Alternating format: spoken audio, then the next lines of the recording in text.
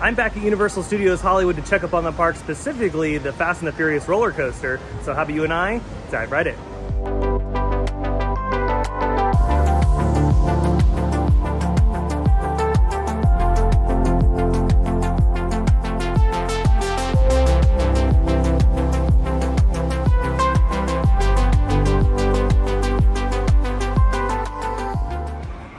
Back at Universal Studios Hollywood, and we're starting the journey here in the parking structure. I know it's not too exciting here in the Jurassic Park parking structure, but I mean, hey, it's the start of the journey. This is always my go-to parking structure. I don't mind ET, but I don't know, this one's just easy because it's right in the middle of CityWalk. Now, if you're driving on the 101 and you want to park in JP more times than none, just get off on Lancashire and make a right and go up the hill to the structure, because that's going to be an easier way to get here. And that way it'll pop you right out into CityWalk. And with bam, just like that, we've made it to the front entrance. Now, upon entering the park, look at this. We got some Halloween Horror Nights decorations starting to fill the streets because, yeah, the event starts here very, very soon.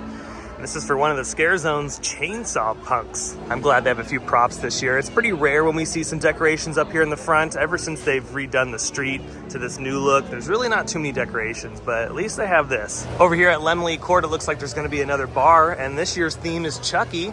So there you go.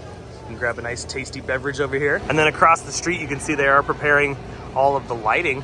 We've spotted that in the previous video, but even more fixtures have gone up. And look at this right here at the Universal Plaza. The fire towers are back and some new decorations for this Scare Zone down here at New York Street. Yeah, I love these. These are really, really cool. Now, you might recognize these from last year. They were in the French Street Scare Zone, and they've gotten a nice coat of paint and are now moved up here. And I like that the green and purple lights have made a return. And they have these signs up, just kind of reminding you to purchase your tickets. For those watching at home, you can scan that QR code and snag yours before they're sold out. Yeah, these are a lot of fun. I can't wait to see it with all the lights turned on, and I'm sure there's a couple fog machines in there somewhere. And if you couldn't already tell upon walking in the park, it is very busy today. There are so many people walking around. And if you're wondering what day of the week it is, it's a Wednesday. So I was definitely not expecting this crowd level today. I was expecting it to be a little bit slow just because school is back in session and a lot of people are going back to work. So yeah, this is very abnormal. Ooh, look over here at the plaza. They have all the stanchions set up. This is probably for the queue space for Monstros 2, the Nightmares of Latin America. I'll just stage all this stuff over here, and then they'll set it up at night for the event. And then in the plaza, they have the Dia de los Muertos bar back. Super popular the past couple years, and I mean, I can see why they keep bringing it back. I mean, it's pretty awesome. You can get some tasty treats over here. You can grab a beverage. You can take a little break. It's a nice spot to take a little bit of a break and, you know, grab some photos, because they do have some photo ops on the other side here. And then you could jump back into the mayhem. And remember, since the event is going to start here very soon, the seating outside of the Palace Theater has been moved elsewhere. And this is all to accommodate the queue space for this haunted house, which, by the way, is looking absolutely stunning. Isn't this facade beautiful? Yeah, shout out to the designers and the crew that puts all this stuff together, because it is jaw-dropping. All right, let's move on to some other good stuff. The Fast and the Furious coaster project. So much work today. You can see down there closest to Timeline Road that crews are working on those footings that will eventually hold the support columns. Still so impressed with this inversion going up and over the fire road here. It's just so darn cool. That element is gonna be bonkers. I mean, the elevation change. I mean, look at it. It just swoops right here, then boom, right into the inversion.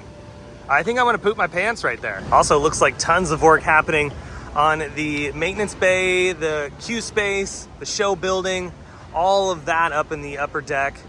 So many crew members are putting together huge pieces of steel and other infrastructure to get that building ready to go. And pretty soon, I would assume here in the next couple months, this thing will be all enclosed and we won't be able to see the inside of it anymore. So for the time being, we're gonna enjoy the skeleton. Another thing that I'm noticing with this element right here is look at the change in angle.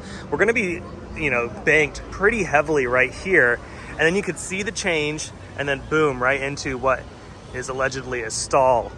But this angle right here, because once the track goes on it, it's going to be angled even more. I mean, this is going to be pretty intense. Now, as far as this side of the project, it's still kind of looking the same. There aren't any support columns over there just yet. But let's come back to this in a little bit. I want to get over to the other side of the escalator and of course in front of this to check up on some more progress. Here's another view of that main station building, also maintenance bay, and yeah, crews are flying through this. So much has gone up in the past couple days. Remember, it was just a few weeks ago that the first pieces of steel went up, and now they've almost completed the skeleton of the building. That's what I'm thinking by the end of the year. I don't know if we're gonna be able to see the interior of this. I think it's all gonna be closed up. And look at this on the other side of the escalator. These supports have gone vertical. Breaking news. Heck yeah, this is so cool to see. You can see it's just a few of them. They got a few more spots to fill. And we also have a beautiful piece of track down here. And I'm wondering if this is the same piece of track that was up here in the upper deck. And we got a direction of travel here. So the coaster is gonna be going underneath the Starway. And it will be, I don't know how high this thing's gonna go. We're gonna find out here very, very soon, but how cool. Gonna get a nice head chopper moment right there. Before I run downstairs, I wanted to check this side. Yeah, still a lot of framework going on for what might be another retaining wall. It's so cool that the coaster is so close to the Starway. I mean, talk about a great view while making your way down to the lower lot. Now, we don't have any support columns here just yet, but since these ones have just gone up, I would not be surprised if in the next couple days, these go vertical. And again, I'm not really sure how high we're gonna go. I would assume it's going to be pretty significant just because we're going to be coming back down underneath the Starway. And then back over to this side, yeah, look at all of the work happening. We have all the footers all ready to go and prepped for their support columns, and we have work going on in the retaining wall. We have people driving up the hill. There's a breeze happening and there's music playing. Oh yeah, it's mayhem on this side. Now from this angle, I'm not noticing any new support columns that have gone vertical other than the ones that we've seen the past couple weeks. Again, it's just all the work happening closest to Timeline Road on those footings. And then they're starting to dig some more holes over here. And then panning this way, yeah, it's just all the work right there, which is the spot that's coming out of this element. So we'll go upside down right here, and then I would assume back down into a little valley and then maybe up and over the escalator. There's just so much activity today. It's so refreshing to see. Like I've said before, there's another company out there, Cough Cough Disney, that does not work as fast. And I really hope that they change their tune since they've announced all those amazing new attractions that are coming to the parks here soon. So when they say, hey, we're gonna start work on Coco in 2026, well, I hope they start work on Coco in 2026. Because if they can go at this pace, then we'll get to enjoy those attractions a lot sooner. And with this, it's like, yeah, I don't know if this is gonna be sometime late 2026 or anything like that. I think this is gonna be late next year. We might be able to ride this thing if we're lucky. You never know. And just really quick, here's a look downstairs. It's really not too much to talk about when it comes to the Halloween Horror Nights haunted houses. They're pretty much finished, and my coverage of the event as far as construction is concerned is pretty much at a close this season. So thanks to everyone that watched all the construction updates when it came to Halloween Horror Nights. But yeah, I think they're at the finish line here because the event opens up in like roughly 2 weeks. And then downstairs, there's like a Texas Chainsaw Massacre food stand they're building. I'll cover all that in the Halloween Horror Nights survival guide video that will be out in just a couple days. Okay, well, I solved the mystery. That piece of track is still up there in the top deck. So the track that's over on the other side of the escalator over here is a brand new piece. So I wonder where that one's going. All right, it's time for the studio tour. Let's jump on. Only a 10-minute wait. Alrighty, just got off the studio tour. I wasn't gonna film too much. The only thing I really wanted to film on the studio tour for all of you is the work happening on the Terror Tram, which is all themed to Blumhouse this year. And crews are working very quickly on trying to finish this thing up because remember, the event opens up very shortly. So I would assume a lot of the manpower is gonna be put at the tram right now to finish up those sets. And it looks like we're getting a little bit more of an elaborate walkthrough versus what we've seen in previous years. Definitely looking forward to the final look of everything. And hopefully this season I'll be able to get a chance to walk through it.